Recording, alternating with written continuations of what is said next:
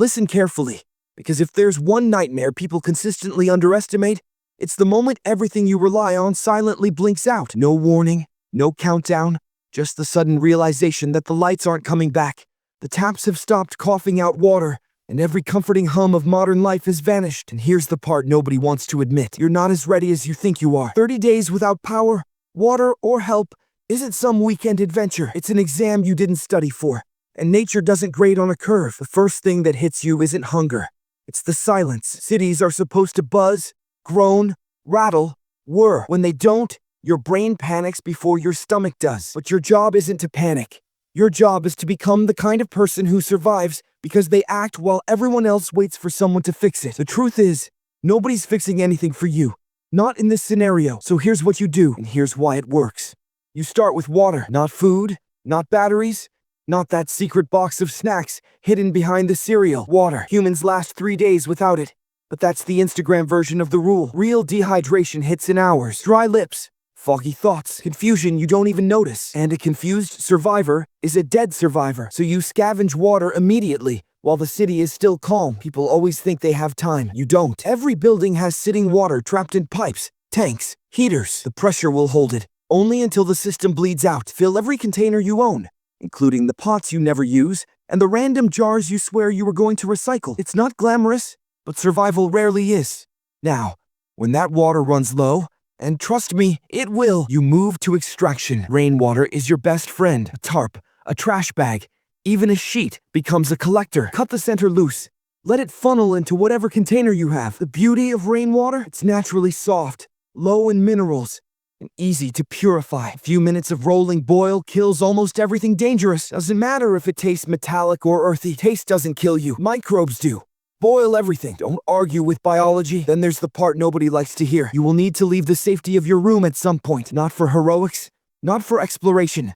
Simply because calories don't magically appear. The average pantry can keep you alive, but not strong, and you need strength to do everything else. The trick is psychological pacing. You don't binge out of stress. You ration hard from day one. High-calorie, low-moisture foods last the longest and keep your energy stable. Peanut butter, oats, rice, anything canned. Your body shifts into low-burn mode automatically, so you're not trying to run marathons. You're trying to make fire, purify water, maintain shelter, and avoid unnecessary drama. Food is fuel, not comfort. Speaking of fire, let's talk about the part that shocks people the most. How cold your home gets without power. Concrete traps heat during the day and bleeds it out at night like it's trying to freeze you out. You'll feel it in your bones, so you insulate your body, not the room. Multiple layers, blankets, anything that traps air. Your goal is to reduce heat loss, not generate heat. Humans are basically soft radiators. We leak warmth constantly, but layered right, you keep enough of it to sleep without shaking like a leaf in a steel cup. If you use candles or fuel stoves, ventilate. Carbon monoxide is silent, invisible, and extremely unforgiving. By now, you've noticed the city changing. The first 3 days are quiet. People still pretend everything is normal. But day 4 to 7, that's when tension thickens like humidity before a storm. When water stops, tempers rise. When food runs low, desperation spreads. And desperate people stop acting logically. So your next mission is security, not paranoia, just awareness. You reduce your light signature. No bright lanterns shining through windows like you're hosting a blackout party. Tape blankets over glass. Keep movement slow and quiet at night. Curiosity is free, but intruders cost more than you can afford. The good news is that most people aren't looking for trouble. They're looking for easy opportunities. Don't be one. Make your home look empty. No noise, no smells, no signals. Survival is half psychology. If someone thinks your place has nothing worth taking, they walk past. Humans follow effort calculations subconsciously. Be the option that isn't worth the calories. Now, let's get into hygiene. The most underrated survival topic. You can go 30 days without a shower. You cannot go 30 days without managing bacteria. Skin infections bloom in sweat and grime, so you wipe down daily with even a cup of treated water. Armpits, groin, feet, those are your bacterial hotspots. Dental hygiene matters too. An untreated gum infection in a no-help scenario is a one-way ticket to misery. Toothpaste is optional. Baking soda works. Even salt water works. Your goal is simple. Stop bacteria from taking over. At this point, you're exploring carefully. Hallways, rooftops, nearby buildings. Not scavenging like a movie character. Scavenging smart. Canned foods, sealed bottles, tools, containers, tarps. You'd be shocked how many life-saving items people leave untouched because they don't look useful. A plastic bucket is a water system. A metal pot is a purification station. A broken umbrella, that spare fabric, hooks, and rods. In survival, creativity becomes currency. By week 2, your biggest enemy becomes monotony. You settle into a rhythm that feels mechanical. Collect water, purify, ration food, maintain warmth, stay hidden, check surroundings. This is the part where people mentally collapse. They stop caring. They stop maintaining routines. That's when dehydration sneaks up, or food poisoning hits, or someone opens a door at the wrong time. Your mind is the last thing you protect. You create tiny goals. Today, reinforce a window. Tomorrow, build a small rain collector. The next day, reorganize supplies. Small victories keep your brain from drifting into hopelessness. And here's a secret from field survival training. Talk to yourself, not in a losing your mind way, more like commanding your focus. When you narrate actions, you stay alert. You hear danger before you see it. Your brain stays engaged. This section is based on practical field survival experience rather than formal academic sources. By week 3, hunger becomes background noise. Thirst becomes routine. Silence becomes familiar. Your body adapts, but your senses sharpen. You notice every creak, every gust through a cracked window, every drip from a rooftop gutter. You're not the same person who started this. You're leaner, slower, sharper, harder to shake. By week 4, something unexpected happens. You get good at this. You've turned discomfort into discipline. You treat every ounce of water like treasure. You can estimate calories by instinct. You detect weather shifts through smell and temperature. You understand how darkness moves and how the city breathes without electricity. You've crossed the line between reacting to the collapse and mastering it. And when day 30 arrives, you don't feel like a miracle happened. You feel like you earned it. You survived not because you had gear or luck or training, but because you adapted faster than fear could swallow you. And if you can survive 30 days in a dead city with no power, no water, and no help, you can survive almost anything. By the time you hit day 31, something almost cruel happens. You realize surviving the first month wasn't the finish line. It was the tutorial level. The city around you has changed again, and so have the people still left wandering it. Supplies that were once overlooked are gone. The quiet isn't peaceful anymore. It's the quiet of a place that's been picked clean. And this is where the rules shift from short-term survival to long-term strategy. If the first month was about not dying, the next phase is about reclaiming control before the environment or another human decides your fate for you. The first thing you notice entering month 2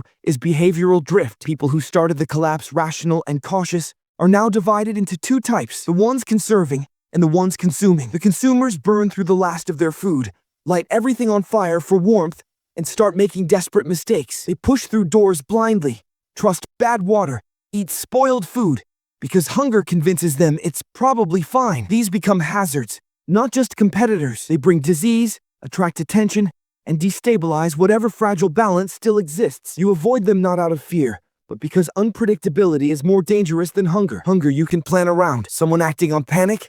That's a coin toss with sharp edges. So you upgrade shelter discipline. You reinforce the door with whatever scrap you've collected. Metal rods, a broken bed frame, leftover planks. Weight isn't security. Resistance is. You want the kind of barrier that stalls someone long enough for you to wake up, evaluate, and respond. You secure windows not with boards, but with angles, tilted furniture, layered blankets, anything that absorbs sound and blocks silhouettes. You're not building a fortress, you're making yourself forgettable. Forgettable people survive longer. Food becomes your next battlefield. The quick calories are gone, replaced by the slow hunt for overlooked items.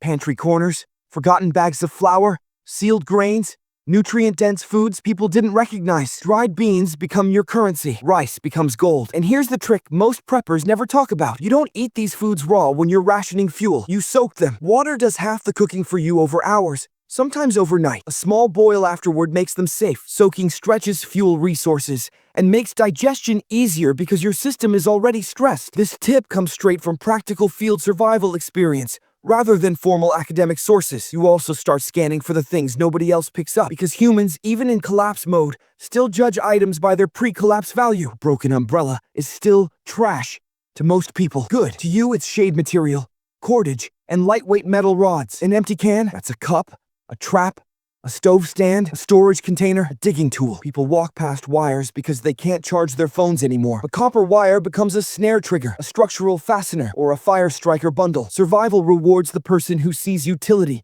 where others only see junk. But the biggest shift entering month 2 is water strategy. The rain collector you built becomes part of a broader system now. You find elevation, rooftops, gutters, abandoned balconies, and build multiple small catchment points instead of one large one. Distributed water systems are harder to sabotage, harder to contaminate, and harder for someone desperate to find. You clean containers religiously. You never mix treated and untreated water. Cross-contamination is a silent killer that doesn't care how experienced you think you are. And when rainfall slows, you move to solar stills, a clear plastic sheet, a dark container, a heat source, and time. You're not producing gallons, but ounces.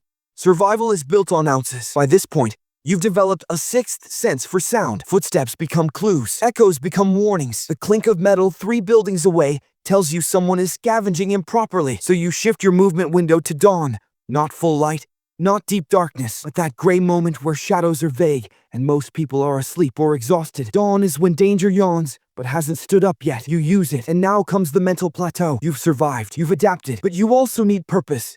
Because humans don't thrive on survival alone. So you create a long-term plan. Extraction. Maybe not today, maybe not tomorrow, but soon. You map your surroundings, marking safe buildings, water points, possible food caches, high vantage points, and routes with the least blind corners. You study the wind, so smoke disperses away from potential watchers. You track animal movement. Not because you're hunting them, but because animals avoid danger long before you hear it. The city stops feeling hostile. It feels like a giant puzzle. And you finally understand the pieces. Then, inevitably, one night, you hear something you haven't heard in weeks. Multiple footsteps, coordinated movement, low voices. You freeze, not out of fear, but because you've evolved into someone who listens before assuming anything. Groups mean unpredictability. Groups mean hierarchy. Groups mean an agenda, and agendas rarely align with yours. You do nothing. You make no light. You let them pass. Patience is one of the few survival skills that grows sharper the longer you're tested. The next morning, you act calmly. You tighten your routines. You hide supplies more strategically. Not in one spot. Never in one spot. Humans are lazy searchers. They grab what's visible or obvious. You use false fronts. Empty boxes filled with trash. Decoy shelves with nothing useful. Containers stacked in a way that discourage digging. Real supplies go above eye level or below knee height. People almost never check those zones unless they're meticulous. And meticulous scavengers are rare. The cold becomes a companion now, not an enemy. You've learned how to trap your own heat. You sleep in layers, wrapped like a human thermos. And when the weather shifts, you shift with it. Without power, you become a student of temperature and air movement. You feel drafts through instinct. You sense humidity through skin, rather than sight. And sometime around day 40, you catch yourself doing something strange. You're sitting quietly, eating slowly, drinking sparingly, listening to the city breathe, and you realize you aren't waiting to survive anymore. You're planning to live. The collapse taught you more about yourself than any normal day ever could. You sharpen tools, improve shelter, upgrade water systems, reinforce windows, reorganize your supplies by function instead of convenience. And finally, when you know the patterns of the city, when you understand its new rhythm, when you feel the shift inside you, you prepare to leave. Not because you're running away, but because survival evolves into movement. Stagnation is the last stage before danger catches up. The city has been a crucible, but month two is where you become something else entirely. You're not just a survivor, you're a strategist, a quiet force, someone who can adapt without hesitation, someone who doesn't crumble when the world falls apart, because you've already been living in the ruins and learned how to turn them into your landscape. And when you finally step outside with intention rather than fear, you don't feel like a victim of the blackout anymore. You feel like someone who mastered it.